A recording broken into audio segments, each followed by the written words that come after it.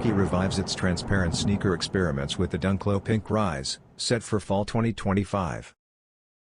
Echoing earlier models like the Air Force 1 Invisible Woman 2.0 and collaborations such as the Clot X Air Max 1 Kiss of Death, the design blends controversy with creativity. This edition uses translucent synthetic panels tinted in a soft pink hue, framed by textured black leather overlays for structure. Adding a touch of luxury, a gem-studded lace dubrae engraved with Nike enhances the overall appeal.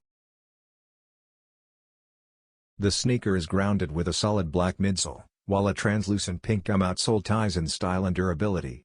With its mix of function and flair, the release reflects Nike's ongoing push to merge fashion with innovation. Launching in September across Europe and the US, the model is poised to spark conversation among fans and critics alike.